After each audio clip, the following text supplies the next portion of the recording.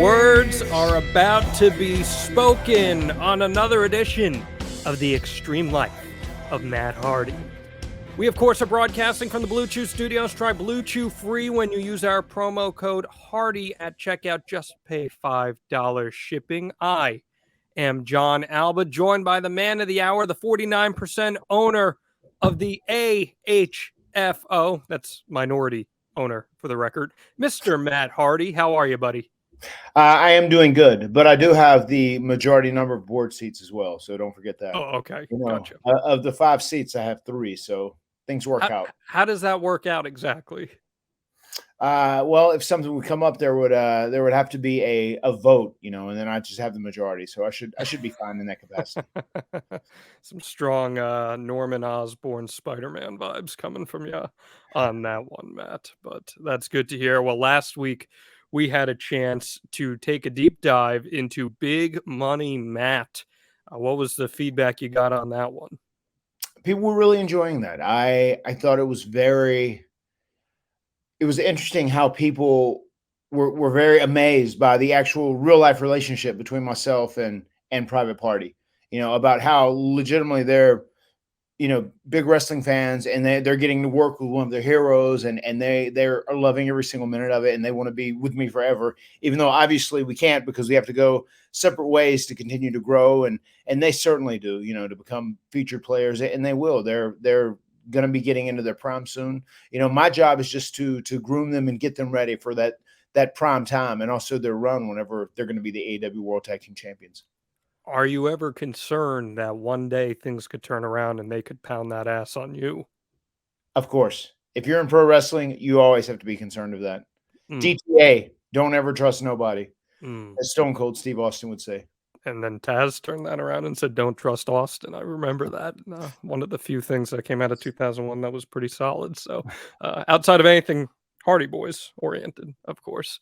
And, talking about last week's episode, the biggest way you can support this podcast, guys, you subscribe wherever you listen to it, whether that's on Spotify, Apple Podcasts, Matt Hardy Brand on YouTube, and you leave that 5-star review and some comments, because Matt and I are going to be getting together next week, and maybe we'll sign some stuff and get them shipped out to some people who can leave those reviews and tweet at us at MattHardyPod, Matt.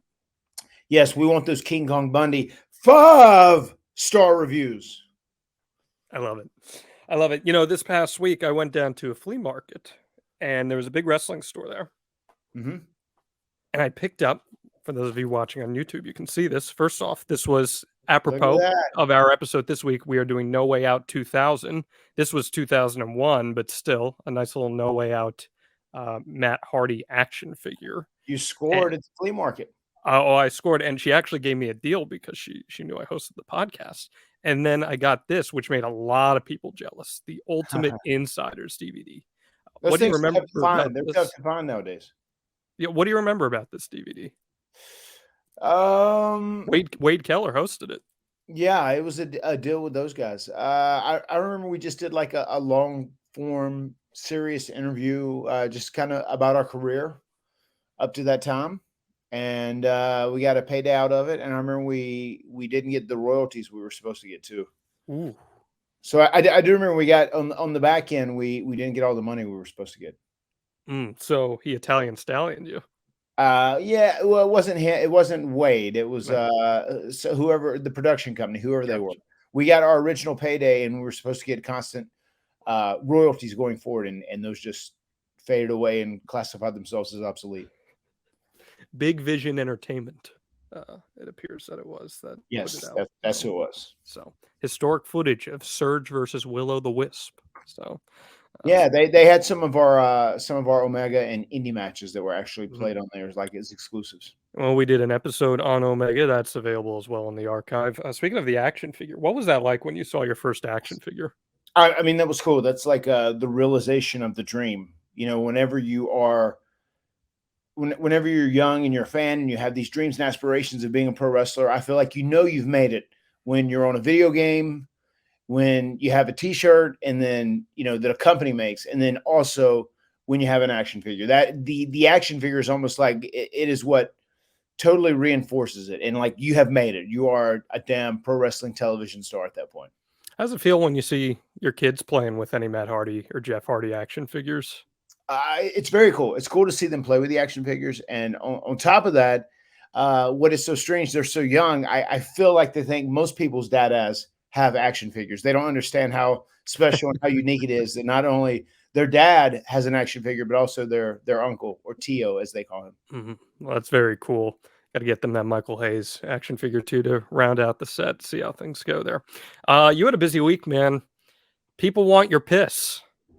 There's this reoccurring theme with Matt Hardy and urine. It's just strange. They if you watch the most recent BTE that aired last Monday, you will see that the Young Bucks, the EVPs of All Elite Wrestling, asked for a urine sample because they wanted to drug test me due to my erratic behavior. But guys, I hate to tell you, there's no substances involved at all. I mean, erratic behavior, it's just kind of a Hardy trait. Jumping barricades, leaving matches early, just runs in the family at this point. Okay, well, I did think it was a little weird that they like scooped the urine out of the toilet before it flushed. I thought that was a bit odd. But they may have used their own urine, because you couldn't see that. So I'm worried about that. And those guys, they look like terrible drug users, the Young Bucks. So I hope they didn't, submit their own urine and I failed the test. I hope that didn't happen. Oh man, yeah, that would just not be ideal at all.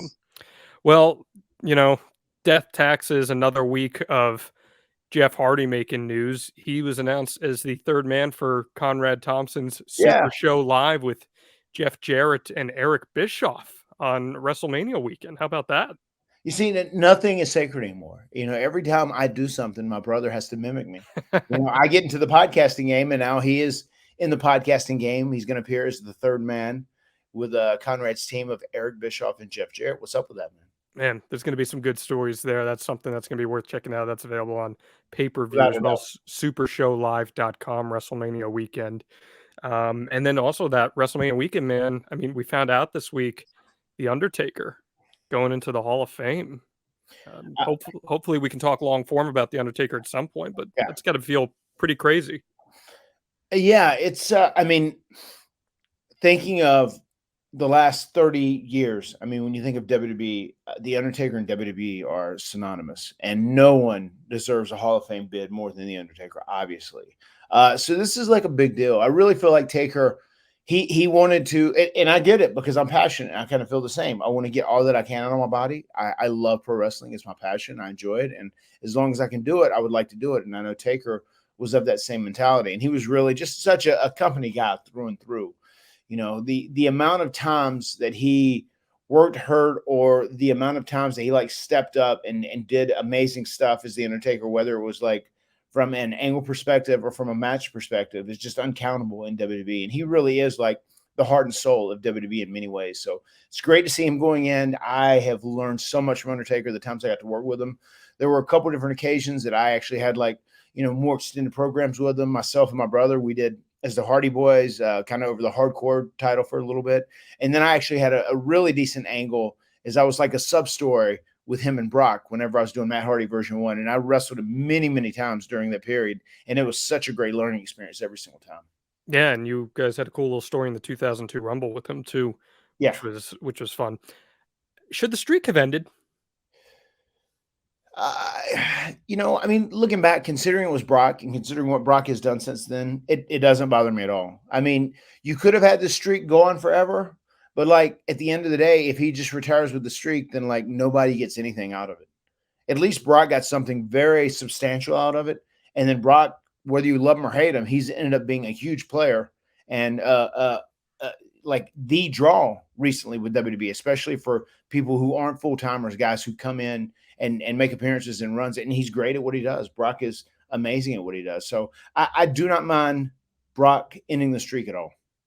Man, I've covered the NFL playoffs, the NBA playoffs, Daytona 500, Major League Baseball. I've never been in an arena or a stadium for an event like the moment the streak ended. It was unlike anything else I've ever experienced, and totally just something that's going to live with me forever as a consumer of product. So good stuff there. Congrats to Taker. And that brings us to No Way Out 2000, Matt. It is another part of this series that we started with the tag team ladder match in episode 1. We did the Royal Rumble 2000, which was the inaugural tag team tables match. And now we are on the road to WrestleMania 2000 in the height of the hottest era in the history of professional wrestling. So as we do every single Friday, hit us with that Matt fact. Matt fact, Matt and Jeff's favorite opponents are E&C. E&C, of course, being Edge and Christian, who you faced at this pay-per-view No Way Out 2000, and it's a pretty memorable show as far as the main event goes. But getting up to this match, as was the tradition in this era of WWE, was a lot of convolution and a lot of moving parts, but we got there. So let's get into it. Why don't we? So we talked about the Royal Rumble 2000, the tag team elimination tables match. You guys end up getting a title shot against the New Age Outlaws on Raw the very next night. And because it's the Attitude Era, it's full of disqualifications, and you lose via DQ. The Dudleys before this teased that they earned your respect and you earned their respect, just like you guys had with Edge and Christian, a little homage to that. But after things get cooking here, the Dudleys interfere and use the 3D on both of you. Terry's out there, begs them to stop. Devon is about to hit her. Bubba Ray stops him, then power bombs her off the top rope through a table to write her off for a little bit. They played this up pretty big here. They do the whole stretcher job, all that stuff. I feel like this was routine on WWE TV at this time. Do you run the risk of saturating the big angle like that when you're doing the stretcher job or something dangerous of that nature? Yeah, I mean, you definitely do. I mean, it's very easy to do too much of anything in pro wrestling. And yeah, it's so funny. You said there was a DQ for the finish of the match, and this was typical because it was the Attitude Era, and these things happen all the time. I think it's even more than just Attitude Era. It's just WWE, and it's very much their mindset. Like, if they decide, like, there's this team or this singles guy talent that we want to keep strong, they can't lose, let's just do a DQ. And it's cool that the wrestling culture has changed over the years, and I think wrestling fans are much more savvy and smart and intelligent and in the know nowadays, because they would rather see someone lose clean than a DQ, because they get like a substantial finish. And as long as it is a good competitive match, it really doesn't hurt either competitor. If you have a match and you lose cleanly, but you have a great match and a great effort, and they can see the whole work and the story of the match is there, it's okay, and it doesn't hurt you. Or at least get some heat on the heels. Let them, help the other heels cheat to win. Like if the Dudleys came out here and helped the Outlaws or cost you guys, that to me is more effective storytelling than DQ. I hate DQs. I think DQs are like the worst get out of jail free card in wrestling, and they're totally overused, and especially in WWE. But that time, it was really bad at that time in the Attitude Era, because you would get 3.5-minute matches ending with DQs like routinely multiple times a night on Raw. And it's really been accentuated how much they do DQs, because AEW typically doesn't do that. It's very rare. There's only been an occasion or two that there's been a DQ in their 3-year history, and they've been very strategically placed, like in the midst of a storytelling and an angle scenario. I'm glad we're breaking this down, because I get in arguments a lot of times with fans about DQs, because they're like, oh, well, DQ doesn't really hurt anybody. But it's such like a let the air out of the building kind of thing that happens. And it used to happen back in the 70s and the 80s all the time, too. Like, this was something that would traditionally go on to get out of angles. But the way I look at it is, if you book yourself into a corner where you rely on a DQ, why book the match in the first place? Do something else, especially when you have such a big roster to lean on. Yeah, I mean, I can see that, and I can see situations where they are beneficial as well. But I definitely 100% agree with you that WWE overdoes DQs without a doubt. And there are times where you could either put heat on the heels and have some other heels interfere, do whatever, or you can just have a great kick-ass match where the babyface like valiantly overcomes the heel and what they do, and then you can have the heel always do something to get heat on him after the fact if you want to continue the story. They're just done a lot of times for protection, to keep people strong, or to continue a story. But once again, I feel like fans are so knowledgeable about the wrestling product in 2022. They want to see a clean finish. They want to feel like they're being rewarded for watching this angle in the story, and they want to be paid a proper finish. Well, it wasn't just WWE too. I mean, WCW was doing DQ finishes all the time, especially at Oh, the end too. And without it a doubt, was, yeah. yeah, I mean, it was brutal, especially as you get towards the end of WCW. It is just god awful in that sense. But And that was, I mean, a lot of that is probably a Vince Russo thing too. Initially, as during the Attitude Era, and like in WCW at the end, anyway. Because he views wrestling very differently, where it's just it's a soap opera, with men in it having fights is how Vince Russo sees it. And he was looking to do a lot more. Just where there's an angle to make people go, whoa, what is this about? I want to check it out. It wasn't about the substance of like having a great quality wrestling match. He was all about the character and all about the angle. And I mean, there is something to that. The characters and the story need to be strong.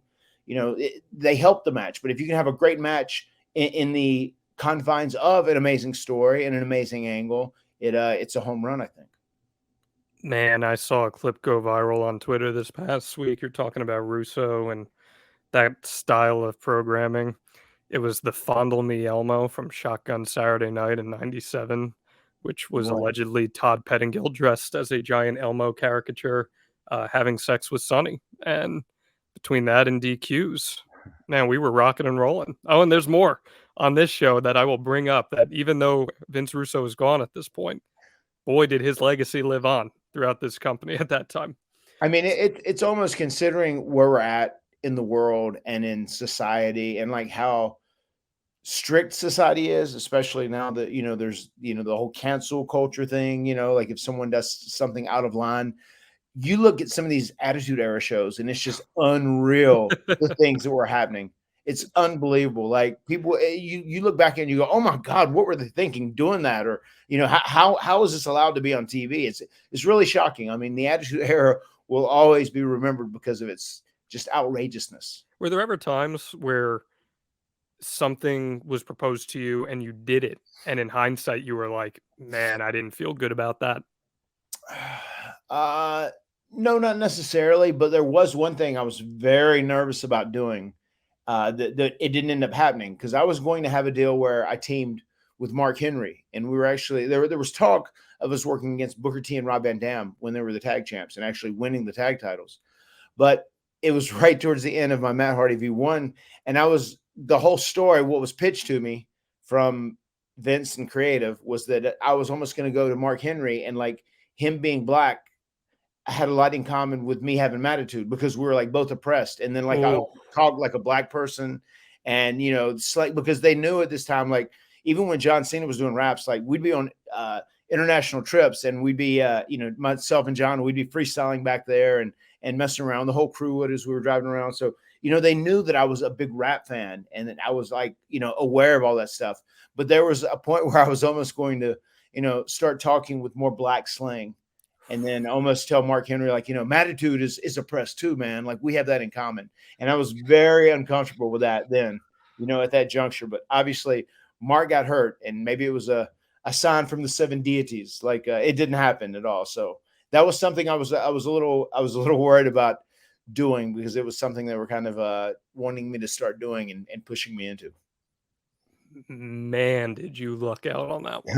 That's and Mark Henry had to put up with a lot of shit, and we're gonna talk about that in a little bit here. Um, he's come out for the better, thankfully. So the next week after that happens, Edge and Christian face the Dudleys on Raw, and you guys come out, and with Edge and Christian's help, you guys put the Dudleys through some tables. There's a beautiful swanton from Jeff through Bubba. Yes. But then later in the night, because why sell, pal? You face Bubba, and he wins via DQ after you hit him with a chair. The Acolytes come down, and they have, for the first time, I believe, been hired as a protection agency to help the Dudleys. And Edge and Christian try to make the save. They're beaten down, and with the APA's help, the Dudleys stack tables. They lay you out on the top one and power bomb Jeff through you. That looked like it sucked. Only like one of the tables broke too, right? Mm-hmm. And if I'm not mistaken, that was in Pittsburgh. If memory serves I'd me have to correct. look on that one, yes. But I remember it was like we were very disappointed with crowd reaction once again, and I know that's going to be like a common theme of the show as we talk about the Connecticut crowd for No Way Out. But I do remember that angle, and I was like, oh my god, this is like such a crazy spot. Like people should really be going nuts for this, you know. But it was very subpar for the reaction we were hoping to get. So it was January 31st, 2000 at the Civic Center in Pittsburgh, Pennsylvania. Look at that. Look at that. Even though I've been hit with all these share shots and been beat up for 30 years, my memory still serves me correct once in a while. The igloo, they used to call it. Yeah. And you were talking about the APA being utilized as a protection company, obviously. I thought that was really good utilization of the APA. I thought, you know, not having them in the ring, having matches, making them, you know, more of a novelty act and doing that protection thing. I mean, that fit their characters so good. And I thought that was a great way to kind of build new stories with those guys as well. I liked when they were doing that during this period of time. Yeah, and they turned into great baby faces off of that too. Yeah. Those backstage segments with them in the little setup, they had the little office where even though everyone knew there were no walls, you still had to knock on the door to go through. That was a lot of fun stuff there. Hopefully we can do more. Both very entertaining guys, you know, and like, you know, Ron Simmons is like, you know, one of the most badass athletes you will ever run into, you know, just so incredibly strong and explosive. Obviously a legit athlete. Everyone knows this, you know, he's a Heisman Trophy winner or candidate, whatever it was. Florida State. Yeah, with football. So he's obviously a badass athlete, but just it was great working with him. But he was one of those guys like, well, I don't want to piss this guy off because I don't want to have to go legit with this guy because, you know, he's a machine. He just did the Steve Austin show on Peacock. Oh yeah. Really I did see that. Yeah, I haven't seen it yet, but and then Bradshaw was just such an entertaining personality. Like regardless of whether you love Bradshaw or hate him, because of the stories you've heard about him, no one is more of an entertaining personality than JBL. He really is. Even if you're talking to him in real life, he's just such a charming, magnetic, charismatic guy whenever he's doing it, telling a story. At this time, it's pretty crazy that there's so many moving parts in the tag team scene because that's 4 teams in one segment right there. Then you throw in the fact that Too Cool is white hot at this time. They're heating the Hollies up a little bit. You got the New Age Outlaws that we just talked about. The tag team scene is crazy here, and we're finding ways to incorporate all of them. Were you guys aware of that at the time? That, like, was there any sense of gratification that all of you were being used at once?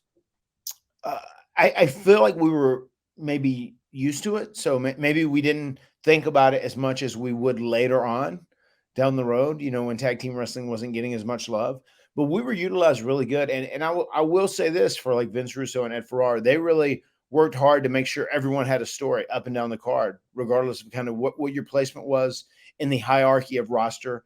They would try and have something for everyone, and they would try to make everyone entertaining. If people like characters or story, which was great, which added so much in the big scheme of things, especially as we, you know, kind of digested WCW and ECW, and then WWE was the only thing left. That didn't happen as much, you know, after you get past 2002, 2003. You know, it was more like not everyone always had a story, not everyone had an angle, but I feel like during that time they were really good about it. And the tag team division got so much love. So maybe we were spoiled for those first few years, but they did a really good job of like getting everyone involved in something, some sort of story, and it kept all the tag teams over as well. Tag team wrestling and tag teams were really over at that time. And it's not like you're having barn burner matches or anything like on the regular. A lot of times you're only given 4.5 minutes to work on TV, but you're in there. And this is even after Russo and Ferrara are gone. So the carryover effect from what they started in that, I'm with you. I think that deserves some credit. Yeah. And also there was, I remember hearing back then, like, we probably didn't agree with it, because we wanted to go out and like have a good pay-per-view quality match, especially when we're young and healthy and raring to go. But they would say on television there are, the longer matches go, like the numbers go down. There was some sort of statistic they looked from looking at the numbers, and I feel like that has definitely changed over time, especially over the course of the last 2 decades. People would much rather see a match than an in-ring promo or whatever kind of gimmicky segment, because that was their bread and butter then, and that's what they were mainly doing big numbers off of. So that's what they stuck to. They kept the matches short and kept the character development long. And on the converse of that, if you like look at the quarterlies for AEW, if there's a really big match that's advertised, a lot of times if you look at the minute breakdowns, you'll see the audience go up about halfway through the match because they know that they're going to get a good match and they want to see how the finish is going to play out. So I think the culture has shifted in that sense. It definitely has. I mean, a great example is the Hangman Adam Page, Bryan Danielson hour draw they had just recently. If you look at those quarters, the match goes up the whole while. Yep. I was really curious of how those ratings were going to look from a viewership standpoint, and they really did. They continued to rise throughout the hour-long match, and that's 60 minutes of pro wrestling. Yeah. And that blows my wife away. She's like, I could never. I would rather stab stuff in my eyes than watch a 60-minute match. I can't, I can't believe that people are so tuned in on that. And I mean, I think at the end of the day, there's obviously a zillion channels out there, and wrestling still does great numbers because it's always in the top few shows of television on whatever evening it's on. I mean, we are at the diehard base right now, and in that base, they love their pro wrestling, especially good pro wrestling. And I think that number really reinforces that. Yeah. Going back to this match here for a quick second, quick 2.5-minute match with you and Bubba where you just smack him over the head with steel chairs. I feel like every time I watch a Dudley's match, it's Bubba that is taking these vicious chair shots to the head. Was that something he volunteered for? Oh yeah. Yeah. I mean, I feel like Bubba, he's like, if you really want him to sell big, you got to hit him with a chair over the head. He was keeping himself strong, brother. He was the heater in the Dudley. So yeah, that was like his gig. He's like, well, just give me a chair shot. I feel like with Bubba, that was kind of like his go-to. He would just do that, as far as like, especially if he had to be in a position to sell a lot. Yeah. A chair shot is what he would offer up to get him to sell. Well, the Dudleys then start to get some wins on the Hardy Boys. You actually lose 5 out of 6 house show matches to them. Yeah. And it got me thinking when I was looking at all that, and you can rationalize it for me. Why does this make sense after you guys beat them clean in this Royal Rumble tag team elimination match, this tables match?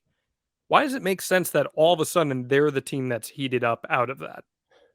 I mean, it's very simple. We were so over at that time, like we didn't need those. I mean, they're house show matches, and really, especially then, John, they just didn't matter. They were irrelevant to WWE. I mean, obviously now they're looked at as a lot more important, every single show, every single match, but then they didn't matter.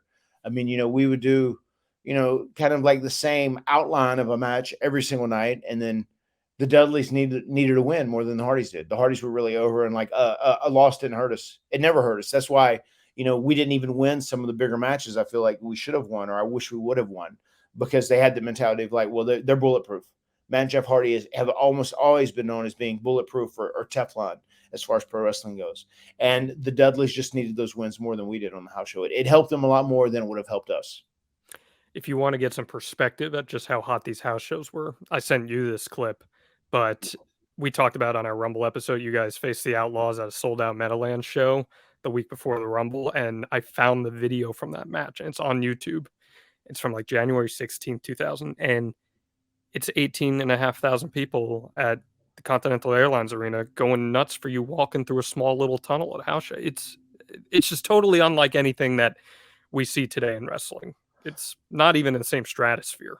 I mean, it was amazing when we first started and we were on the road. I mean, it was 10 nights on and 4 days off. That was like our schedule. And every single night we're at a house show, it would be full. I mean, if it was an 18,000 seat venue, there'd be 18,000 people there, whether it was a Monday, Tuesday, Wednesday, Thursday, or Friday, or Saturday or Sunday, regardless of what the day was. Just every single night was sold out. I remember the first time We were in Vancouver in British Columbia, and this was right around the time like WCW was folding, or it had folded, and we acquired it. And I remember business slowed down a lot at that time, and we went to a Vancouver house show, and it was like half full. I mean, there were still 9 or 10,000 people there, a ton of people in the big scheme of things. But I remember going like, "Oh my God, like the world is ending." We're screwed. We're going out. We're done. Like because I had never lived through one of those periods in a big business, in a WWE where house show business had been down or whatever. I mean, it had been a sellout every single night, virtually for 3 or 4 years at that point. So that was a big shocking moment. That Vancouver, British Columbia house show where it was like 50% full was like, whoa, what is going on here? Is it over? Is WWE shutting down too now? So that was a big eye opener. Do the boys feel that way when they see something like that happen at that time? I don't know. Probably the guys who've been around and who had done shows that weren't sold out. I mean, they knew it's just like kind of cyclic in business, and sometimes it's up, sometimes it's down. I feel like business and your career is almost like a cosine curve. You go up and you go down, and then you're back up and down. And the most important thing is to stay just consistent, and just remember when you're on one of those down periods, it's not going to last forever. Just keep busting your ass, keep working hard, and you'll come back around and you'll get into something good again. On February 3rd, this rocks the world. Vince McMahon announces the launch of the XFL. Here we are 22 years later, and we're still talking about the XFL for the third time. What is the reaction like in the locker room at this time? Because business is super hot. It's your most profitable year ever to this point. And now here's Vince McMahon, who is already spread very thin as is, still competing against WCW and ECW. Mm-hmm. And he's ready to start up a rival football league to the NFL. Is there concern at all for what this could mean for your guys' business or operations? Yeah, I mean the locker room was definitely worried about it, and they were worried about it just cutting into our money, our profits. Are they going to take part of our money, part of the WWE chunk of change, and put into the XFL? Are we going to lose money? And I feel like we did.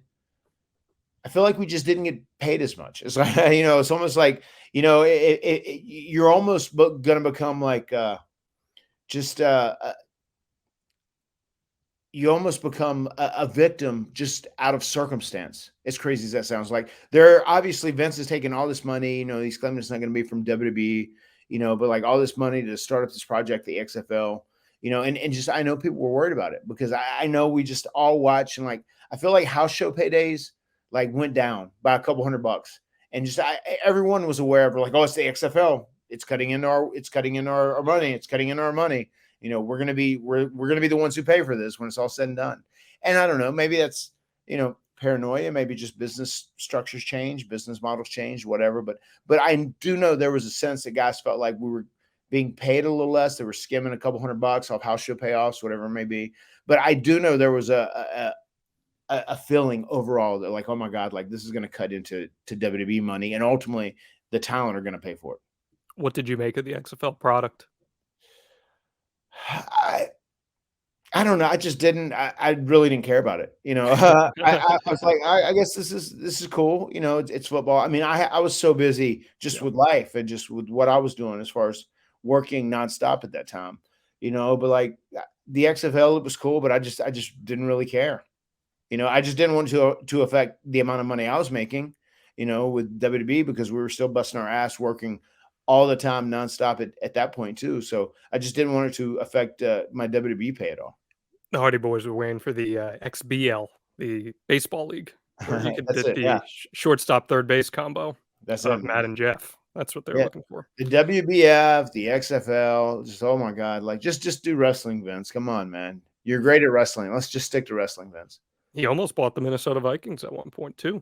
I know, yeah. So he's always looking to expand.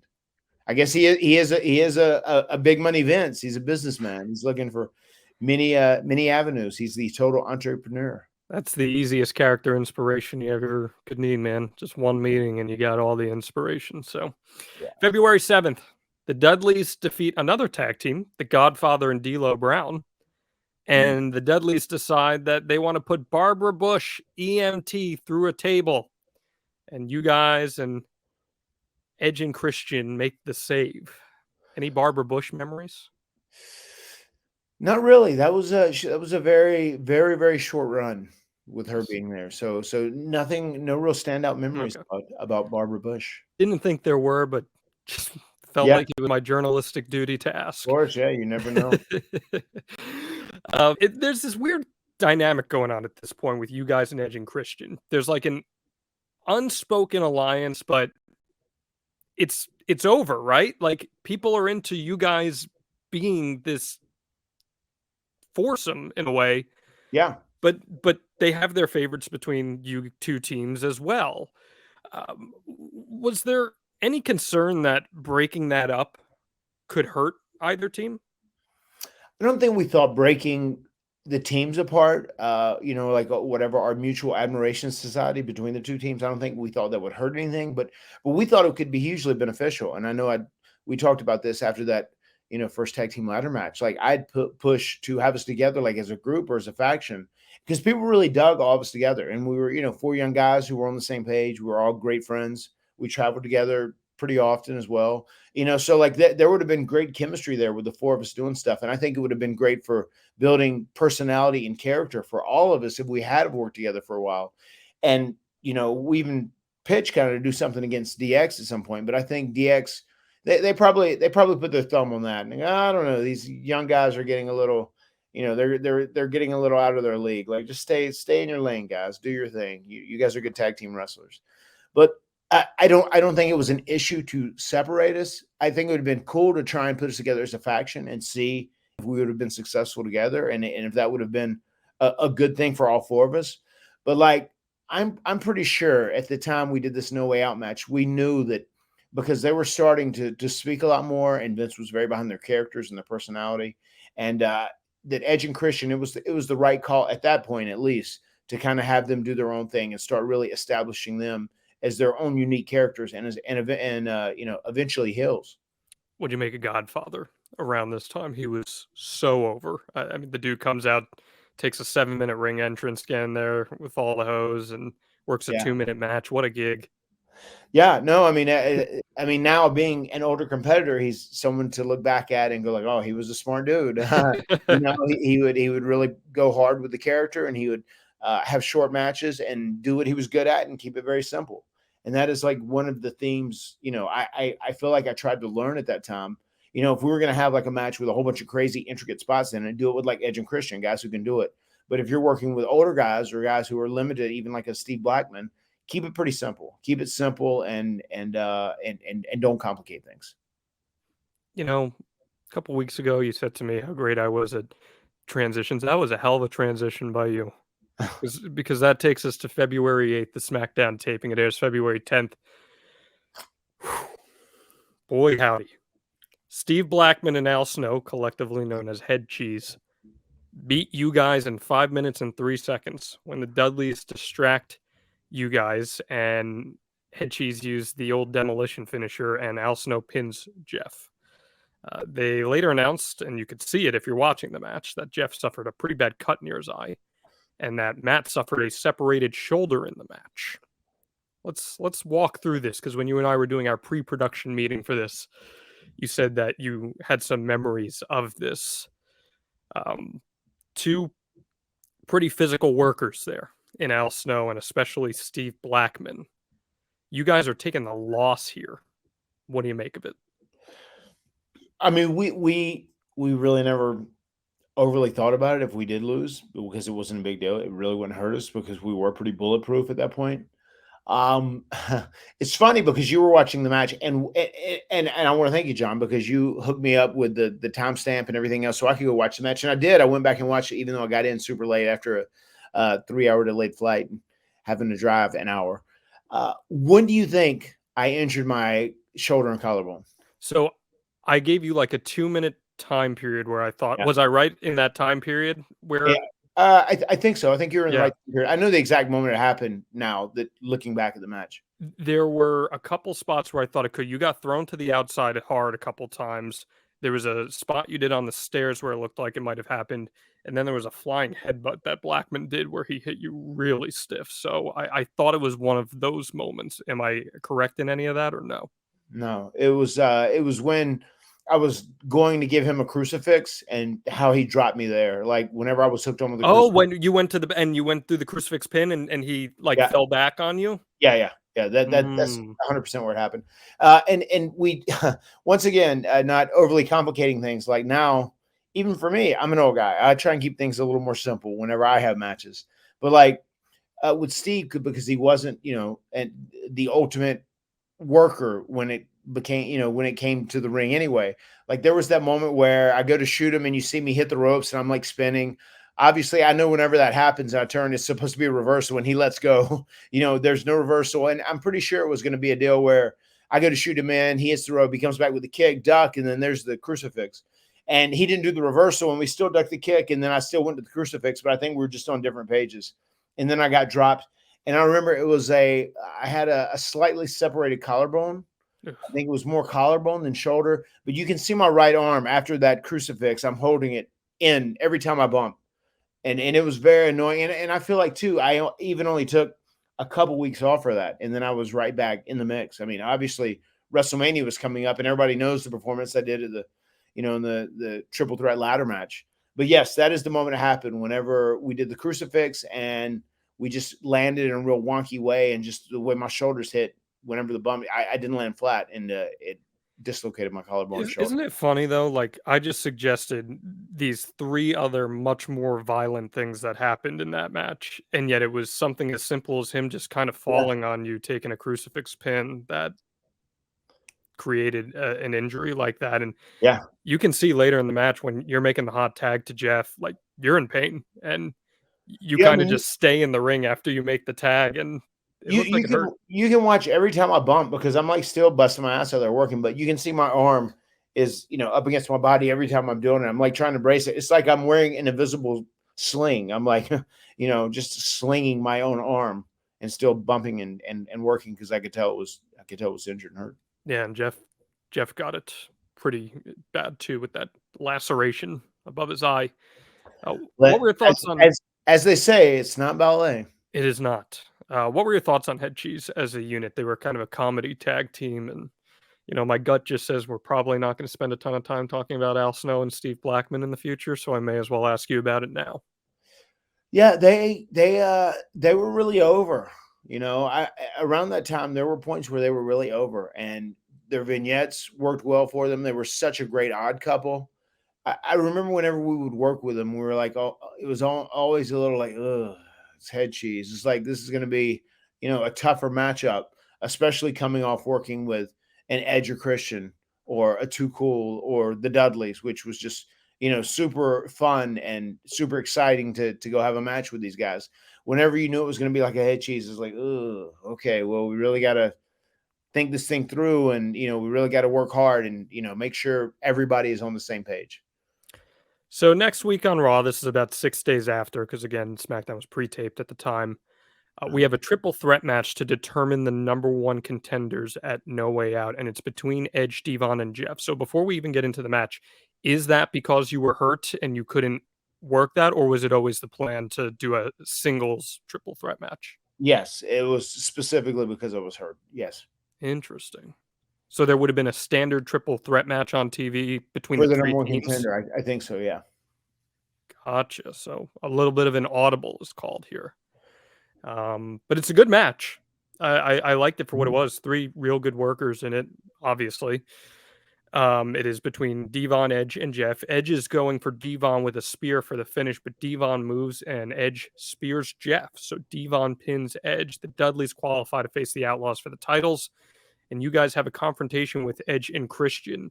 I really like this. A lot of moving parts here, but I thought it was very effectively done, and those damn Dudleys kind of got themselves in the weeds and got out of Dodge with the number one contenders match. I really like the execution here. It was done pretty well. Like looking back over this whole angle, like leading to this match and the Dudleys becoming the World Tag Team Champions.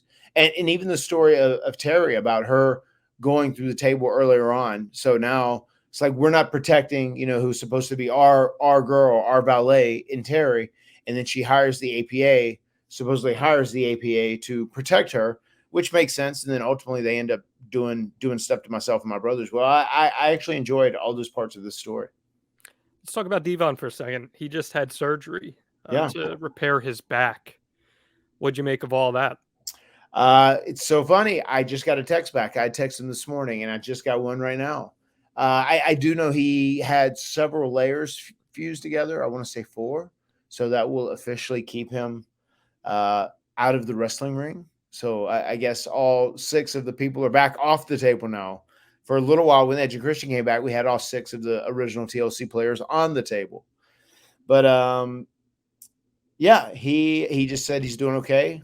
Thanks for the text, boss. I'm hanging in there. It's been rough. Had a little setback, but I'm okay. Thank you. He said, I'm healing up. I'll keep you updated. So I guess Devon is doing all right. It seems like he had been in pain, had been bothering him for quite a while. So I guess he just went ahead and bit the bullet and went ahead and had the surgery and got it done. I got to know Devon a little bit when I was in Orlando because I did some stories at his training school, and I just thought Devon was such a nice guy. He's a sweetheart. And I hate seeing anyone going through rough stuff like that. And I know he's talked about this. He didn't quite get the ending of his career that he wanted to. I think he had a very similar case to what you had with Vince, where Vince kind of viewed him as a producer and that was going to be his role. But you said, no, I'm going to leave. Whereas Devon chose to stay there. Just an interesting little parallel. Yeah, very much. I mean, Vince has this thing with age, man. He's like, nobody wants to see me on camera. I'm old. Damn it. And once you get to a certain age, he gets it. And the TV product does have to be young, especially if you're looking for that demographic that is the moneymaker. I mean, it does have to be young to a degree, but there are roles you can put older, veteran, legendary talent in, if you do it smartly and wisely. I think Tony Khan's a good example of that. Did you see the Dudleys return to Raw back in 2015? I did, yes. What'd you make of that response that they got? Because that kind of laid the groundwork for the response you guys would get at WrestleMania. It kind of proved hey, these guys are still super over if we put them back on TV. Yeah, I mean, it's great. I mean, definitely there's always going to be those nostalgic reactions, especially, when we came up and became stars during the whole Attitude Era. And that was such a special time in wrestling when it was, possibly the most popular it's ever been in the big scheme of things, by looking at TV ratings and merchandise sales. Obviously wrestling is popular now in a very different way, though. But as far as the reaction they got, I knew it was good. It's just, it's always interesting to see how WWE follows through with someone like that. You never know when you go there, you kind of never know what you're going to get. Whenever we went back, I knew we were going to be utilized to help build talent as well. But I was like, okay, well, if we go back, we should get some really cool moments. And, maybe I can do the whole Broken Matt Hardy thing. That was kind of my goal, to try and do that on their television as well. Something that I'd created in a promotion far, far away, and I got to do all those things. So when it was all said and done, I wanted to go back and leave WWE as a good employee, and just say that he came and for 3 years he kicked ass, and he was just the model employee and he was so great to work with. And that is what I got out of that. And I knew it was just time to move. Almost when you're an older act, I feel like you almost kind of have to know when you have to stick and move. You have to change constantly to stay fresh, especially if you can't work in the ring like you did 20 or 25 years ago. Well, I'm really glad to hear that Devon is doing well after that surgery. So that's shout out to Devon, guys. Send your love to Devon Dudley. Absolutely. Some of his students are killing it right now, especially in NXT. Got some talent there. So good stuff. Also on this edition of Raw, because I told you I would reference it earlier, Mark Henry and Mae Young have sex with edible underpants, to which Henry shouts, "Tutti Frutti." Just a quick little reminder there, Matt. I mean, you can never say Mark Henry wasn't good for whatever, because he was always down for whatever. He was a company guy, down for whatever, and definitely along for the ride. And he would be all in on things. And as you said on our Royal Rumble 2000 episode available in the archives, Mae Young, filthy, disgusting individual. So there's a lot to, as my boss would say, unpack there. Yes, indeed. So, because this is the hottest time in the history of the industry, the next week is at the Georgia Dome. More than 25,000 paid in the building. Mm-hmm. You guys team with Edge and Christian, so you get that little V1 faction, right, to beat the Outlaws and the Dudleys. Dave Meltzer says in the Wrestling Observer, it's a really good match. Jeff Hardy knocked the hell out of a cameraman at ringside and took some unreal bumps. Both teams ended up turning on each other. Bubba hit Gunn with a chair and Jeff pinned Gunn with a senton bomb. Edge was mad because he didn't get the pin. Again, in my opinion, man, good way to get this story cooking on multiple layers here. Mm-hmm. Everyone gets a little something out of it, and you're doing it in front of a massive stadium. I imagine, and you can correct me if I'm wrong, but being from the South, wrestling in a venue like the Georgia Dome with all the history there, that had to be pretty special. Yeah, that was always a cool venue to wrestle in, without a doubt. And I remember we were always excited to be in the South because it's like just a hot crowd. It's just a much more, they at that point they just didn't act as smart as like a Connecticut crowd or a Pennsylvania crowd or an Ohio crowd. They were there to have a great time and they wanted to have fun. And that was one of the things why all the guys loved wrestling in the South in that period of time. Isn't it crazy that a venue like the Georgia Dome is booking both WWF and WCW, and both of them are selling this thing out? Keep in mind, it's the same place that Goldberg beat Hulk Hogan clean. Yeah. It's just such a bygone era. It's crazy, man. Yeah, I mean, it was fantastic. It was fantastic to be there. I mean, almost the only thing I can think of that even comes close to that as far as being like a massive show, like kind of a one-time standout event is the thing we did at Arthur Ashe with AAW. I mean, that was huge, where we had over almost 22,000 people there, which was badass. That was the coolest venue I've ever been to for a wrestling show, ever. Not even close. It was so cool. The sight lines were amazing for that. I hope that becomes a yearly thing for AEW because that was when Adam Cole made his entrance in that, the way the acoustics are set up in that building, wild. So it gets us to the pay-per-view, Matt. Here we go. February 27th, 2000, the Hartford Civic Center. Forewarning to everyone from this point out on this podcast. Matt and I both have biases against the state of Connecticut. I went to college in the state of Connecticut at Quinnipiac University. I used to call it Patheticate, and it's nothing against the people of Connecticut. It's just a lot of trees and a two-lane highway. That's it. And Matt, as we tape this, you're in Connecticut for AEW. I am. So correct. I am one exit down from the old WWE headquarters. Did you see the building on the way there? No, it's the remainder of my drive to Dynamite today. So I'll drive past it then. See, you'll pass it. Sarah McLachlan music will start playing in your head. Everything gets very slow and nostalgic. My walk-in till Vince, what's up? See how that goes over. Yeah. Tell him you got the drug test results back. They better happen today. The young guys. I'm looking forward to getting my negative drug test back. And maybe there's a spot for you in WWE if the drug test comes back positive. So maybe so.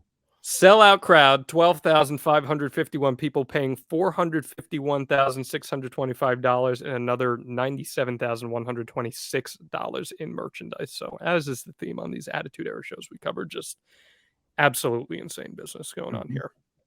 From the Observer, there were a few late changes in the show due to injuries. Billy Gunn suffered a ligament tear in his rotator cuff and further rotator cuff damage 5 days before the show and needed surgery from his match in Nashville with Bubba Ray. He came back to drop the belts and do the angle to tell a story as to why he was injured and needed surgery. Man, that must suck.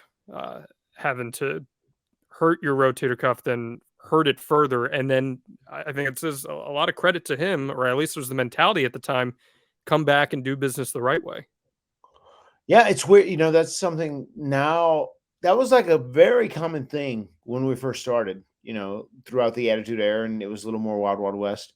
When guys were hurt and they were going to have surgery, usually, especially if they had a title, they would like come in and drop the title, or they would put somebody over and kind of wrestle through the match with an injury and then go have their surgery, which, now that times have changed and we're a little more with it, we don't allow guys to go out there and wrestle hurt and do further damage to themselves. But that was a very common thing back then. That's just kind of how the business was. And they would say, suck it up and go, So kudos to Billy. I mean, kudos for him doing that, especially because he was in the position where they were the tag team champions.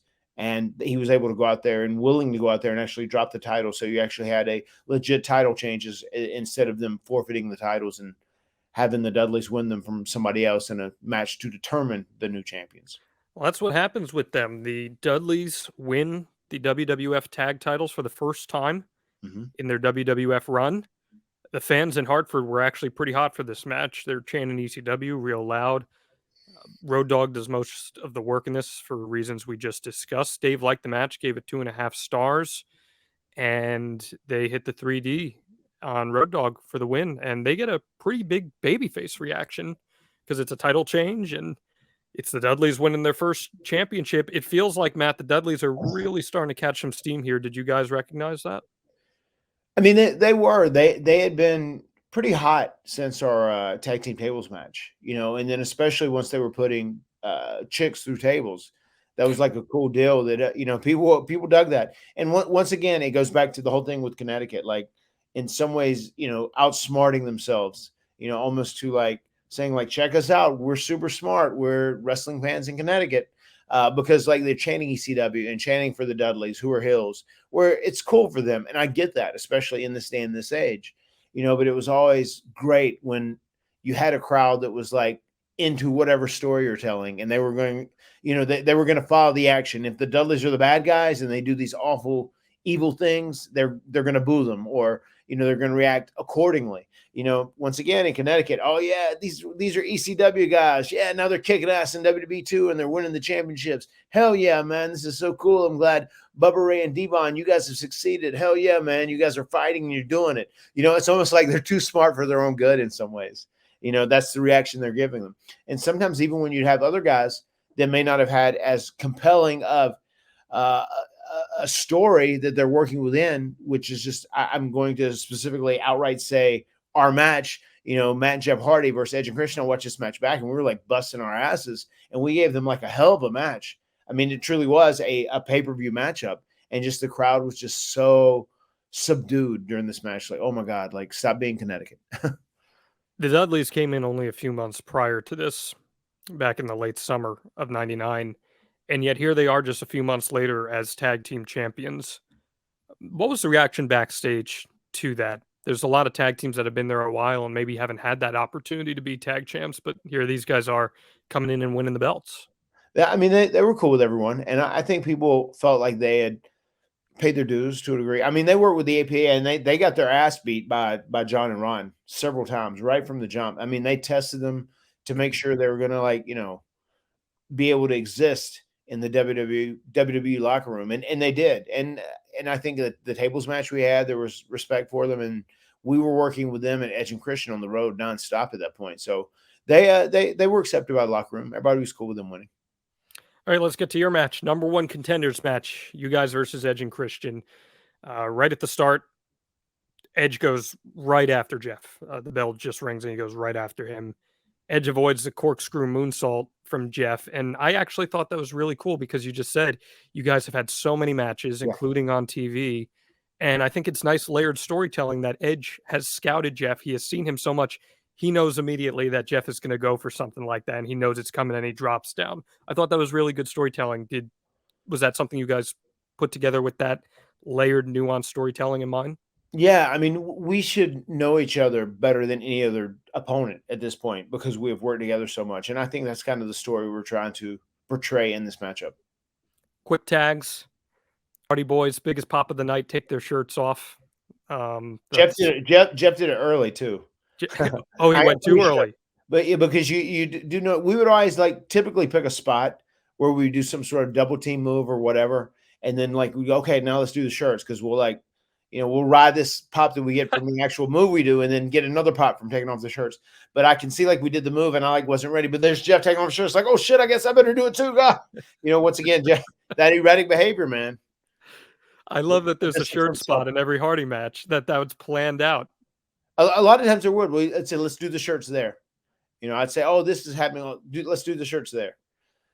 And it's a big pop. I was watching. I guess Jeff was just feeling it, man. He said, brother, I'm just feeling it. The crowd was ready for the shirts then. That's why I did it on the fly. I call it audible. They were feeling it. You are called in the ring, baby. You are a handsome son of a bitch, Matt Hardy, as is your brother. So that's definitely something. Lena, I was watching the 01 Rumble recently, and it's the two of you in there, first time mano a mano. Shirts come off. You'd think Austin just entered the ring. It was wild, man. So, pretty crazy. I used to be a heartthrob in another life. It's true. Terry, very into you guys taking the shirts off. And Jerry Lawler quips on commentary that he'll take his coat off for Terry. So, worth noting, Terry is back out there for this match. And she has hired the APA for protection. That can't be good for us. Should have seen it coming, man. So, like I said, quick tags. You're working over Christian. And I notice here, as you're going to work on him, you very loudly are shouting, come on, Christian, get up. Come on, Christian, get up. You're taunting him. And if I pay attention to our podcast from a few weeks ago on Michael Hayes, this feels like something you might have picked up from him, channeling that aggression a little more. Am I right on that? I mean, I was definitely more aggressive. And I feel like I probably did that. I was a more mean or more combative towards him because I knew we were going to be facing each other at WrestleMania. So I wanted there to be tension between us as opposed to like feeling like we are friends that are coexisting in a match. I wanted to feel more tense. And there is one time where it's totally the spot Michael Hayes originally pitched where we do the poetry in motion in this match. And as soon as he comes out of the corner, he just sells out from Jeff's kick in the corner. And I tear his head off. And I start beating the shit out of him as I get down doing very violent punches. And that is definitely me incorporating Michael Hayes' mindset. That's exactly what I'm referring to, that spot. So that's really cool. Man, Mr. Freebird, you hear that influence even to this day. Lots of urine. So you're right, though, man. Crowd's not into this. Springboard sit out from Jeff onto Christian. It looked awesome. And that barely even gets a reaction. Yeah, I mean, I watch it. I mean, they reacted to like big spots, but not like they should have reacted. I'm not even sure where this match was on the card, how many matches deep we were, but just like it. Once again, it feels like the crowd in Connecticut they're too smart and they're too cool to like really let themselves go and get into the match and just cheer like a normal wrestling fan. You guys were the fourth match of the night at that point. So that is not too deep in the evening. Yeah. And you're the longest match of the night to that point as well. So it's like they've had a time to get ready to heat up for a nice long match. So it's clear like you guys are positioned to go out there and have a killer match. That's how they have set this up. Yeah. And I mean, if that exact same match as it did, if it happened on Dynamite today in 2022, the crowd would be going apeshit for it, which is even the more frustrating about that. Just having that in Connecticut and know this is a big match as we're building towards a big WrestleMania moment, with the three teams and this match kind of played a part in that role. It's like, come on, man, like just, let yourself have fun. You're wrestling fans. You bought these expensive ass tickets to come watch us wrestle. Like, let yourself go, have some fun, be wrestling fans. I'm going to piss you off by telling you what you followed because there's no reason they shouldn't have been super hot for you. Oh, what did we follow? Mark Henry versus Viscera. Well, there you have it. The 3-minute and 48-second barn burner. That was Mark Henry versus Viscera. So see, once again, I came to the ring, Mattitude. It was oppressed again in Connecticut. Connecticut oppressed Mattitude. See, maybe Vince was onto something. Oh, dear Lord. Oh, man. That's so bad. It's so bad. Anyway, you guys are in the babyface corner here. But... Oh, Mark, what's going on, dog? Yo, man, my Mattitude's like that too, homie. It's oppressed. I mean, that's how I would have been talking. What's up with what he wanted out of you? I mean, that was kind of what was pitched if we were going to be a team, yeah. Unreal. But incredibly real. I totally believe that entirely. So, I mean, that doesn't sound out of the ordinary no, for a no, WWE pitch. not at all. But you guys are in the babyface corner, and you're kind of working a little heelish at this point in the match. Like you just saw the really big aggression stuff. Yeah. But then a few minutes I later, feel like both teams did. Both teams well, really worked almost heelish because, like, we really wanted there to be a conflict between the two teams. Like, we definitely wanted people to know that, like, not we're on a different page and we're not allies. We're not working together. We're not friends. We definitely have a very heated issue and rivalry because we knew where this was going at WrestleMania. that's what I was just about to say, because then a few minutes later, they flip the script. You distract the ref inadvertently, and they take advantage of it. Christian drop toe holds Edge right into Jeff's crotch. This was kind of a cool spot. Yeah. Jimmy Corderas didn't see it because he was distracted by you. Jimmy Corderas, someone who's still pretty active in the internet wrestling community these days. What'd you make of your time working with Jimmy Corderas? I enjoyed it. I've always got along great with Jimmy, and he does like the ref rants or something now. He does a little thing where he does like a minute-long video, if I'm not mistaken. I know there's been a couple times when I was back with WWE and we were in Toronto where he also works with a wrestling podcast or a wrestling show, whatever it may be. And I saw him a couple times when I was there. Like I know him, and there was a lady that was with him who interviewed me when I was doing promotion for WWE. But yeah, I've always got along great with Jimmy. He was always great to have as a referee. He was really good. He would do a great job of like staying out of your way, and he would always like really be great about giving you the cues and whatnot. So I had great experiences with Jimmy Corderas. Edge hits a pile driver on Jeff. It's almost like a snap pile driver. We don't really see this too much after Owen injured Austin, and now it's actually a banned move in WWE. Yeah. Was there any blowback on that at the time, or was that still fair game? No, there was no blowback, and we wouldn't have. We were all at that point where we wouldn't have like pushed the rules. Like if we were told not to do something, I don't think any of us were that kind of rebel at that point. But like, I was surprised even when I saw the pile driver because I know later on, a couple years later, after that, it ends up being banned permanently. So it did kind of like, whoa, we did a pile driver in this match. I guess we could still do that then. Any thoughts on the pile driver? Is it as dangerous as some people make it out to be? I mean, pro wrestling is dangerous. I mean, any move can be dangerous in pro wrestling, and uh, the pile driver might be a little more dangerous than a lot of moves, just because typically you're dropping a guy on his head if something goes wrong. But like in the grand scheme of things, I mean, like being banned isn't going to like change a ton of injuries. You know, obviously you're not going to get anybody being hurt from a pile driver because you can't do the pile drivers, but do I think it is, like a good thing it's banned? Not necessarily. I mean, I think if you have someone who knows what they're doing and they're strong, I think it's a fine move. So this is a cool spot that finally gets the crowd going. Jeff goes for Hurricane Rana, but Edge catches him for this massive power bomb. It was awesome looking. Kind of a bad landing for Jeff, but like it took this massive, massive power move to finally get the crowd up and going at this point. And I felt like watching it in hindsight, I could see the frustration on your guys' faces that it's like it's taking something like that this late into the match to finally get some sort of reaction.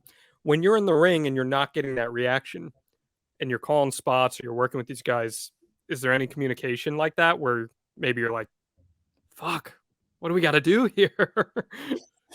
I mean, yeah, I mean, there'd be times you would try and communicate. I could tell personally that I was frustrated because there's times when they did stop Jeff and they were getting steam on Jeff, getting heat on Jeff. I'm over there clapping like, come on, Hardy, let's go, Hardy, let's go, Hardy. And I'm saying it loud, audibly over and over, hoping that like the crowd would pick up on it. Nothing's happening in some capacity, and like nothing's happening, which is very frustrating. Hey. And that's me, like, because they weren't, just they hadn't been activated. They didn't activate their wrestling fan mode.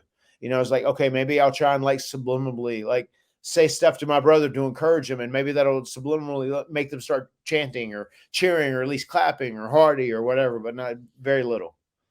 Beautiful power slam from Christian, just so smooth. And a couple minutes later, he's back in the ring on no tag. But you are very smart, Matt. You are the sensei here. You've been around the block. And you realize that while he's stomping Jeff, you're able to hit a beautiful elbow drop on Edge to cut off the heat. This was very different. It was Mhm. actually probably my favorite spot of the entire match, quite frankly, because Cool. psychology-wise, it was you taking advantage of a moment here. Who put that together? Because after this, you knock out Christian and Corderis even gets hit a bit, and there's a really good near fall. I like that a lot. Yeah, I don't remember whose idea specifically it was. I would imagine, just considering I was doing the elbow, I probably had something to say. Great elbow. I could see. Oh, thank you. I could see Edge or Christian just coming up with that idea about them cutting it off, like, and then maybe I come in and do something. And I think just coming right out of my corner and dropping the elbow was like a perfect call. And I like that spot a lot. Like that wasn't a regular spot. Like in this match, we worked together so many times and we had like 10 different matches, right? That I feel like we could just like, okay, let's do match 1, 2, 3, 4, 5, 6, 7, 8, 9, 10, whatever. I saw so many different spots during the course of this match that we just use in different scenarios in different matches. But like this Christian come in and stomp on Jeff, and then the ref puts him out, and I do the elbow behind the ref's back. Like that wasn't a spot that we had done before. So that was very cool, and it probably just only exists in the No Way Out match. That's why I was asking about it, because it is different, Yeah. and I was curious who came up with that, if you could recall, because it's a testament to the creativity Yeah. It that was you probably guys. me. It was probably me. I'm a super creative and intelligent guy. Very intelligent, a little erratic, but very intelligent. Jeff catches Edge with a missile drop kick as Edge is coming off the top rope. This looked great. You're working super hard. Still no responses. You hit the comeback. Corderis is counting a pin. His hand gets hung up in the ropes. That made me chuckle a little bit, but it actually played for a really good near fall, because commentary plays it up and they're like, hey, if his hand didn't get caught up on the ropes when he's counting it, then maybe it would have been a pin. I thought that was really good improv by Mhm. JR and King there. So then you've got Edge in an electric chair. Jeff is on the top rope. Edge rolls through into a pin. Jeff inadvertently ends up in a pin from Christian. It doesn't really make a whole lot of sense in theory that Jimmy Corderis is counting both, but it's a really cool visual, and I like it. You guys, did that pull from other house show matches that you guys did, or was that Yeah, exclusive? we had done that before. I want to say we did that like as a maybe even in the series we did something very similar to that. I feel like where we did a double pin in the series we had that led to the Terry, in the Terry Invitational tournament.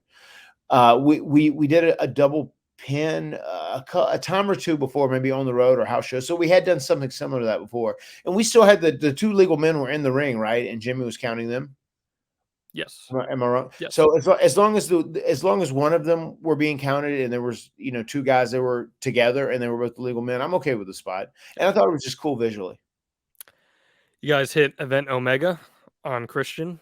I Mhm. want to stress Event Omega because I got yelled at last time that I didn't refer to it by name. So Jeff stays on for the cover, but you wave him off because you're the legal man. That popped me a little bit. Just Jeff Hardy getting so caught up in the adrenaline of the match, he didn't even realize that he wasn't the legal man. I imagine that probably happened once or twice over the course of your career as a tag team. Yes, once or twice in the thousands would be the amount of times that happened. But I love the structure of this match, man. I can tell that you've really put a lot of thought into building the near falls, hoping for a big response, but the crowd's just not getting behind them. So you guys go for poetry in motion on Edge. This was insane.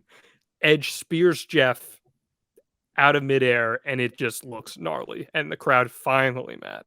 Jeff could take that so incredible. I mean, just he would jump off and he'd still like be able to snap his body back. He just had some amazing body control. And it takes two to tango, right? Great chemistry from Edge on that behalf, where Edge just caught him at just the right time and put him down. It looked amazing. It really did. So Jeff goes on top. Terry looks like she's going to will him on to success, doing a little Hardy dance. Gets on the apron and pushes Jeff off the top rope to the outside. You're confused. You go for the twist of fate anyway on Christian. He pushes you into Terry, right in front of the ref, but he's looking at Christian, even though it's right in front of him. And she slaps you. Unprettier. 1, 2, 3. He made me feel so damn unpretty. There you go. What do you think of the Unprettier as a finisher? It's a very divisive finisher. I like it. Yeah. That's how, when that TLC song was out, Unpretty, you make me feel so damn unpretty. We were singing that like out on the road. That's how it got that name, as the Unprettier. We were just calling it the Unprettier jokingly, and it kind of half-assed became the Unprettier in the big scheme of things. Did not know that. That's a cool little story. Yeah. So this finish, it just, I don't know, it kind of feels a little strange given Terry really had nothing to do with the build for this outside of when she was taken out by the Dudleys and hired the APA. The APA don't play into the actual finish of the match itself. It's just Terry, who hasn't really been seen, costing you guys the match. Was the jury out at this point still on what Terry's role could be here? Did they make the call that, no, we're done with her in the Hardys because she adds very little at this point? Talk me through that, because honestly, I'm a little confused. Yeah. Well, even going back and watching this match, I'm okay with the finish. And I think it was done well. It was in very close proximity that she shoved Jeff off the top, which obviously betraying the guys, she manages supposedly. And then even like the slap to me, and she kind of like, she pulled the slap. It was kind of a shitty slap. I was like, come on, let me have it. You got to lay it in. But then the slap, and then that led directly to the finish. I was okay with that because, she had the APA out there supposedly, to protect her from the Dudleys, because, I feel like we had allowed her to go through the Dudleys, in the big scheme of that. We had allowed the Dudleys to get her and put her through a table. So her turning on us almost makes sense. There's a little bit of storytelling there. She's very frustrated because like she believed in us and we let her down, and we let these bad people hurt her. And then the APA maybe were also out there just to make sure when she made her move and decided to, pull the tablecloth out from underneath us and cost us the match. If we fired up on her, the APA was there to beat us down and lay us out. So I was okay with all that storytelling. And like, once again, going into the WrestleMania match, we have the Dudleys as champions. We have E&C, who have now gotten a controversial win over us, because we had won the tag team ladder match. We'd won the tag team tables match. I feel like all the teams have a lot of momentum from a storytelling perspective going into WrestleMania. So I was okay with that finish. You have a gripe. You have a reason to feel like you got screwed. Yeah. And that you belong in the championship match.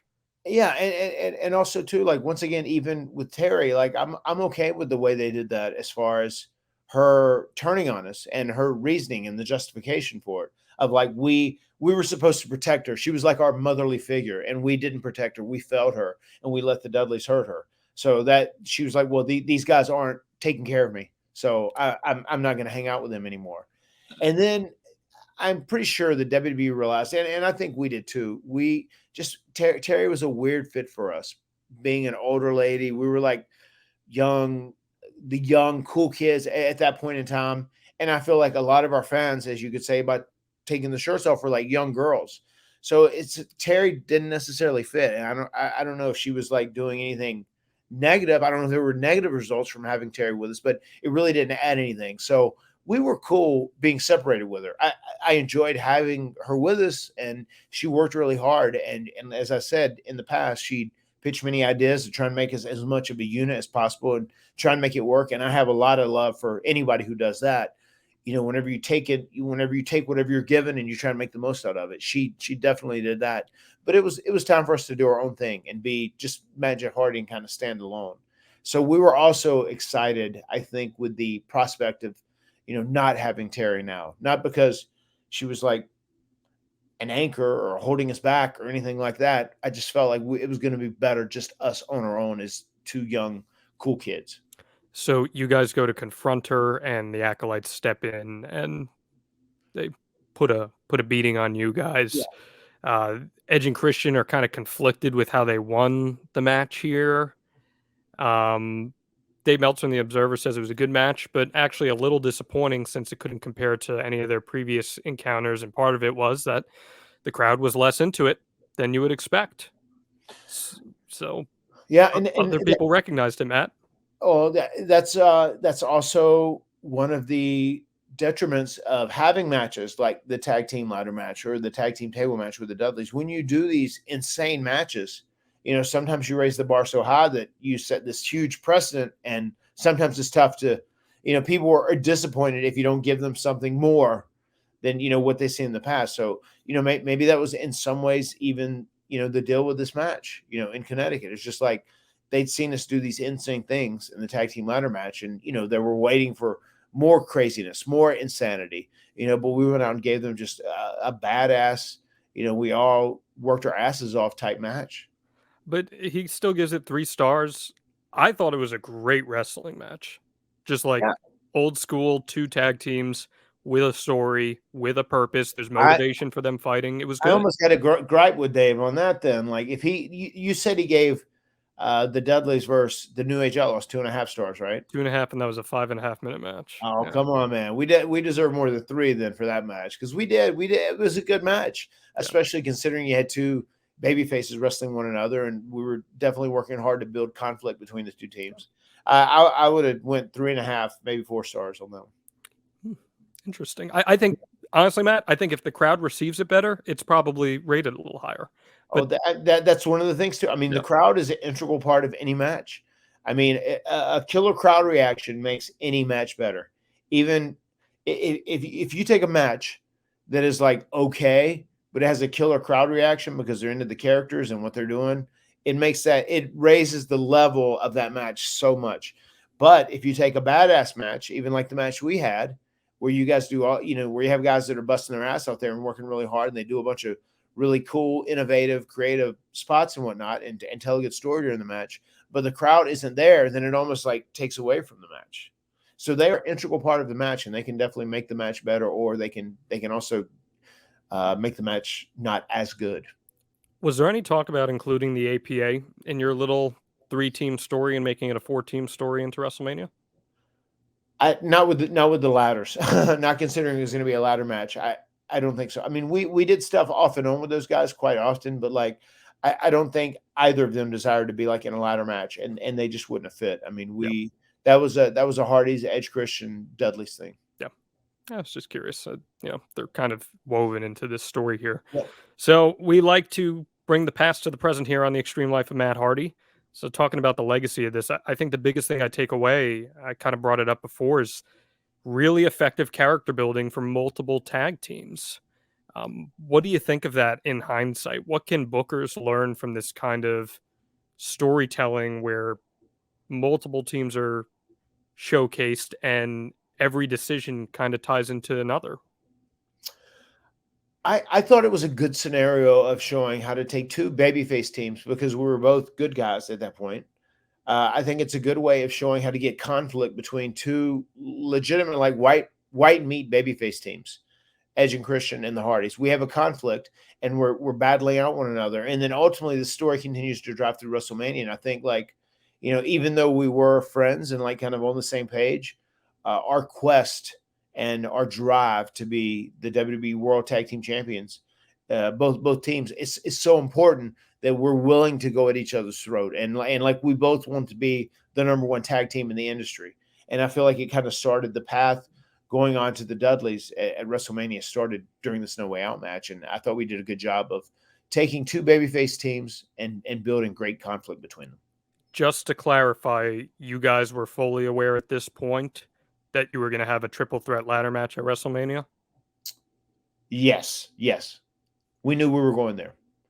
I want to say we probably knew the day of, because the Dudleys were definitely winning the titles. Has to be a pretty cool feeling knowing you're going to get your first big WrestleMania spot, and a lot of nerves. Yeah. Really cool. Well, guess what? We're going to talk about WrestleMania 2000 on April 8th here on the Extreme Life of Matt Hardy. So if anyone wants to get questions in about that, you can hashtag Ask Matt, just as we do for most weeks here on the podcast. We asked you to do it here. Let's get into it.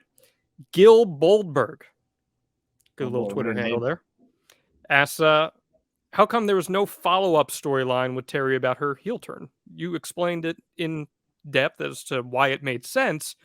But he's kind of right. There's not a whole lot of follow up on it. Yeah, I mean, I just think it's one of those things. Sometimes when Vince, his mentality, when he's done with something, it's just like a one and done. There's no follow up. And I think that was the case with this scenario. He's just like, okay, Terry isn't really fitting with the Hardy Boys. We gave it a shot. It's not really working. Let's end it. And that was it. It was a one and done. Josh asks, he says, I never understood why Terry Reynolds was your valet. Can you explain the philosophy behind the move? Y'all are some of the smartest in the business, so I value your opinion. Thanks, Matt. I mean, we didn't push for it. If it would have been up to us, we never would have done it. I mean, that I feel like they were just utilizing Terry in some sort of role, and she was basically offering to become the manager of whoever wins the, Terry Invitational tournament with Edge and Christian versus the Hardys.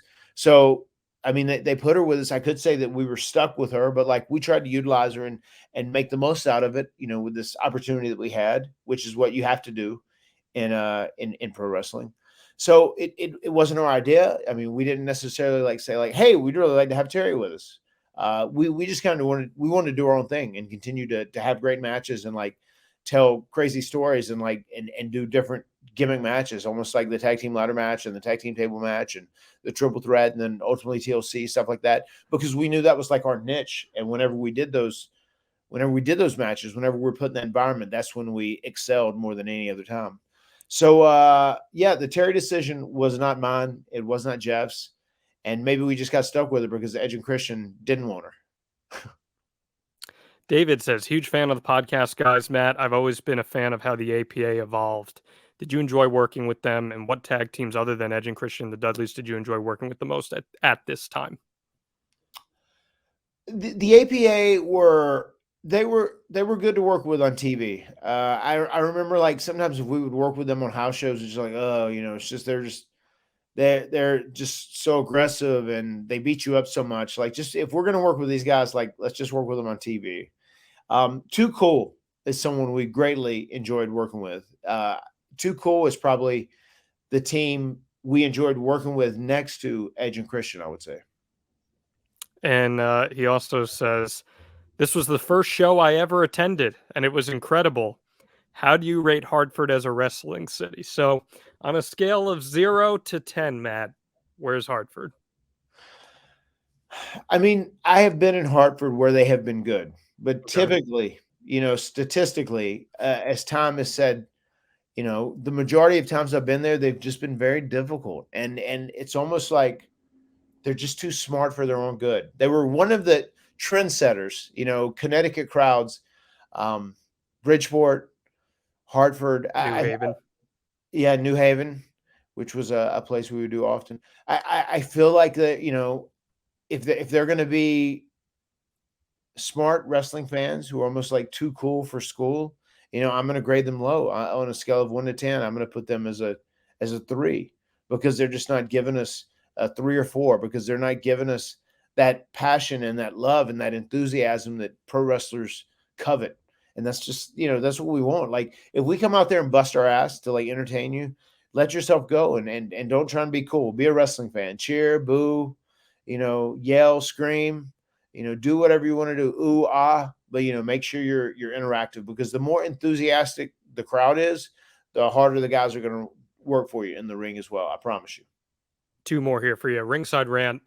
I'm glad we're talking about this. With the main event being Triple H versus Cactus Jack inside Hell in a Cell, are the 4 of you preparing for the match differently, or are you preparing the same? Now, keep in mind, this was supposed to be Mick Foley's retirement match. As we know, of course, Mick would end up in the main event of WrestleMania 3 weeks later. So that's just how wrestling retirements work, I guess. But do you remember there being a certain buzz in the arena that night? And did it have any effect on how you guys laid your match out? I would say the main thing that it really probably changed with our match or not even changed. The main thing it influenced our match is that we didn't use any objects because I could have seen somehow trying to pull out a ladder or a table or something in some scenario because this is the stuff that we were known for and we knew these things were over and we knew we were going to a triple threat ladder match. We may have tried to tease something in the course of this match at some point, because we're going to be doing, in theory, it's a triple threat ladder match at WrestleMania, but it's kind of like the first TLC match because we incorporate all 3 items: tables, ladders, and chairs. I could have probably seen something during the course of this match where like Timbers was flaring up so much, somebody was about to get a chair or a ladder or whatever it may be.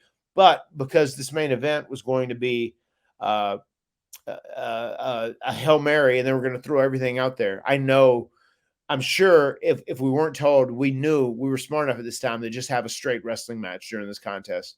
Because if there's another gimmick match on the show somewhere, they definitely want all the other matches to be as straight as possible. It's a hell of a match. Go check that out. That Hell in a Cell match between Triple H and Cactus Jack. If you've never watched it, really, really good. Last question here comes from Jordan. From 1999 through 2001, you and Jeff faced Edge and Christian on TV 20 times. This match has the benefit of Terry turning as the unexpected element, but what are the challenges in giving the crowd something new every night when you work with an opponent that often? I think that's a great question. That is a great question. And I feel like it's just challenging because you've done so many things. It's just hard to put new spins on things. But like, for instance, we were putting our thinking caps on. We had the spot where, Christian started stomping out Jeff, once he felt like he's going to get a life, and once he did a double down with Edge and he was going to come back to life a little bit and make the tag, Christian started stomping him and I go up and I drop the elbow on him. I feel like we were always creative, and that was the most important thing, that we would always incorporate new spots, new ways of doing things. At least if you're going to do some of the same moves, you just do it in a different sequence, and I feel like all 4 guys were really good at thinking thoroughly when it came to doing things in a different way or doing new creative things. That puts a bow tie on No Way Out 2000. Thank you for all the questions, guys. Hashtag Ask Matt. Send them to @MattHardyPod every week. Make sure you give it a follow, and you might hear your question read on the Extreme Life of Matt Hardy. So, Matt, we have something very exciting planned now. Again, we'll get to WrestleMania 2000 on April 8th. But from now until then, we have a 5-week series planned on something very special. What are we going to be doing here, Matt? We are going to cover a lot of territory. One of my favorite runs in my career, without a doubt. I think we're going to start with me becoming Big Money Matt on TNA television, going into the double turn with EC3, becoming the World Heavyweight Champion, leading to me dropping the title and having a series of matches with my brother, which leaves me broken, and then go into the whole creation and go into depth of the broken universe and all the fine details behind broken Matt Hardy. And then ultimately go on an expedition of gold with a brother Nero who has accepted that he should be broken as well. And then land at the destination of Orlando, Florida, and WrestleMania 33. Hairs are standing, man. I can't wait to talk about that episode. When you and I sat down at that Chipotle in Orlando back in October and hashed out our show, kind of laid that out, and that WrestleMania 33 episode is just going to be so special. And hearing the broken story, as you said, quite frankly, Matt, probably the most memorable run of your career, in the most unlikely of ways. It's really incredible. And we're going to break down the broken character in a way that's never been done before. Exactly. So be tuned in here every week to the Extreme Life of Matt Hardy 5-star review. Again, Matt and I might be sending some prizes out, so be on the look for that. Anything else you'd like to add here, Matt, as we wrap up episode 8? No, man. I just want to thank each and every one of you that are tuning in each and every week to the Extreme Life of Matt Hardy. I know there's a very loyal group of people that have really been enjoying the podcast, and thank you. And if you haven't yet, make sure you go and give us a 5-star review and leave your notes of positivity on what you think of the podcast and tell a friend. And of course, check out the House Hardy on Twitch. I got in on the fun this past week over at the House Hardy. Man, Matitude Mondays are fun. They are, yeah. You do some singing? Yeah, that's it. Get there. You never know which of the Hardy clan's going to show up. Wolfgang popped up this week. There's always run-ins by the kids, for sure. The baby Hardy boys, they always run in. So check out. They love to get their FaceTime on camera. So check out the House Hardy on Twitch and everything that Reby's doing over there. It's a big passion project for her, and she crushes it. So go check all that out. And we'll see you next week here as things are about to get broken. The words have been spoken. Adios, farewell. Hope you get your drug test back. I'll see you next time on Extreme Life. It's a negative. I'm Matt Hardy. Straight edge. Deletion!